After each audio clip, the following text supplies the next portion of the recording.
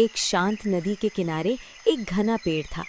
उसी पेड़ पर एक बंदर और उसकी बंदरिया रहते थे। एक दिन अचानक पूरे जंगल में एक रहस्यमयी आवाज गूंज उठी। आज रात ठीक 2 बजे जो भी इस नदी में छलांग लगाएगा वो अगला राजा बनेगा। बंदरिया ने इस बात को गंभीरता से लिया, लेकिन बंदर को ये एक मजाक या भ्रम लगा। जैसे ही घड़ी ने 2 बजाए, बंदरिया ने बिना देर किए हिम्मत जुटाई और नदी में छलांग लगा दी। कुछ ही पलों में एक चमत्कार हुआ। वो एक बेहद सुंदर और शाही रानी में बदल गई। सुबह जब बंदर उठा तो उसने देखा कि उसकी बंदरिया वहां नहीं है। वो घबराकर उसे ढूंढने लगा। तभी उसकी नजर पास खड़ी एक खूबसूरत रानी पर पड़ी।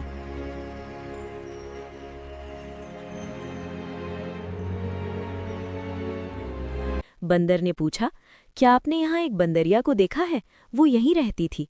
रानी मुस्कुराई और बोली, वो बंदरिया मैं ही हूँ। कल रात जो आकाशवाणी हुई थी, मैंने उस पर विश्वास किया और नदी में छलांग लगा दी। फिर उसने बंदर से पूछा, तुमने भी तो वो आवाज़ सुनी थी, फिर तुमने छलांग क्यों नहीं लगाई? बंदर उदास होकर बोला, मुझे विश्वास ही नहीं हुआ कि सिर्फ छलांग लगाने से कोई राजा बन सकता है। रानी ने हल्की मुस्कान के साथ जवाब दिया, मान लिया कि तुम राजा नहीं बनते, लेकिन कम से कम बंदर के बंदर तो रहते। ये सुनकर बंदर गहरी सोच में पड़ गया। उसे एहसास हुआ कि उसने डर और संदेह की वजह से एक बड़ा मौका खो दिया। कहानी की सीख है, जो लोग जोखिम नहीं लेते वे वहीं के वहीं रह जाते हैं। कभी कभी सफलता सिर्फ एक हिम्मत भरी छलांग दूर होती है। एक शांत नदी के किनारे एक घना पेड़ था। उसी पेड़ पर एक बंदर और उसकी बंदरिया रहते थे।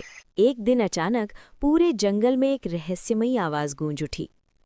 आज रात ठीक 2 बजे जो भी इस नदी में छलांग लगाएगा वो अगला राजा बनेगा। बंदरिया ने इस बात को गंभीरता से लिया, लेकिन बंदर को ये एक मजाक या भ्रम लगा। जैसे ही घड़ी ने 2 बजाए, बंदरिया ने बिना देर किए हिम्मत जुटाई और नदी में छलांग लगा दी। कुछ ही पलों में एक चमत्कार हुआ। वो एक बेहद सुंदर और शाही रानी में बदल गई। सुबह जब बंदर उठा तो उसने देखा कि उसकी बंदरिया वहां नहीं है। वो घबराकर उसे ढूंढने लगा। तभी उसकी नजर पास खड़ी एक खूबसूरत रानी पर पड़ी।